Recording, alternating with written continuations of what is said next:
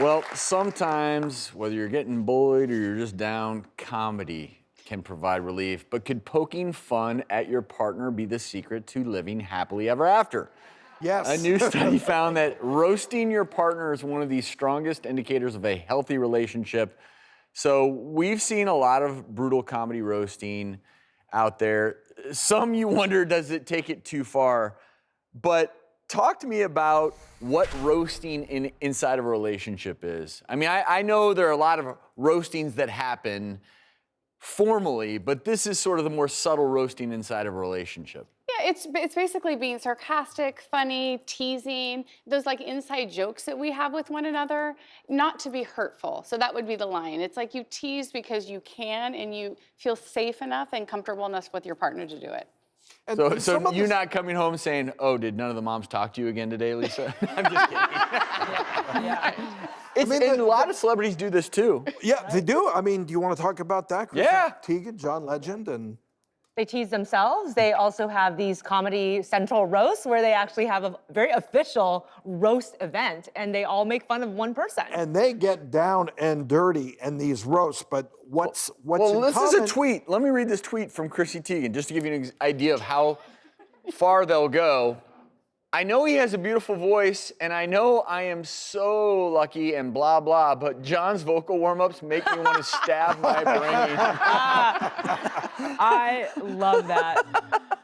And it can really improve a relationship. We know that humor inside a relationship is absolutely helpful for creating more of those bonds. And even when people are courting, when somebody attempts humor, even if you don't laugh at all their jokes, you tend to have a more favorable impression about that person and may want to see them again. There's lots of different humors too. People think, well, I'm not really that funny, but I mean, there's toilet humor, there's sort of physical humor, there's Dr. Travis's and I's favorite, which is self-deprecating humor, right? Sarcastic humor. I mean, there's a lot of different ways and I know you and your husband have been doing this from day one, right? I love my husband for ribbing me. I rib him back, and honestly, I trust and respect him more. This is us at a gala, and yeah, we dressed up. It was a Great Gatsby theme, and I love that he's so funny, and also he calls me out on my BS. So when I try to get away with something, he'll call me out, and I actually love him for that, and it really has strengthened our Maybe you're relationship. taking it too far if your partner has to go to therapy, right? That might be. You know, there's always that fine line. Yep. I don't think John Legend is in therapy No. from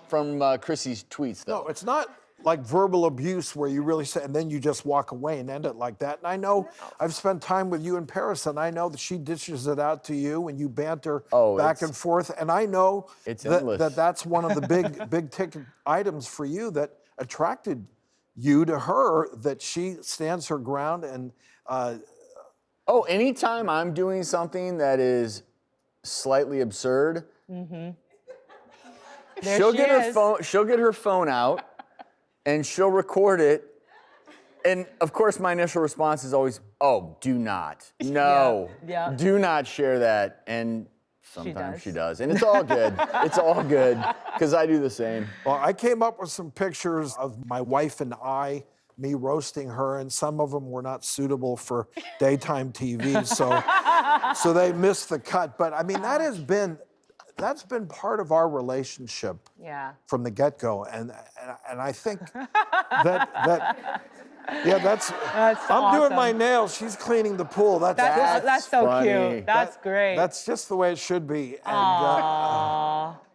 And it's really good just to kind of keep a couple of ground rules. You know, I mean, if you haven't tried a joke in public, maybe don't do it the first time, because maybe they're not that happy with that particular joke. So in general, I think keep it to yourselves and never be using it as a way to bring up something you actually don't like about them, like a real problem. You know, you don't want it to be passive aggressive. You can sense it that certain things may be off limits, that when you try it once and go, ooh. And you don't get that reaction. This is not gonna fly, don't go back there. Exactly. And then my favorite tip is always seal it with a kiss and a hug. Yeah. That way they know that it's a positive thing.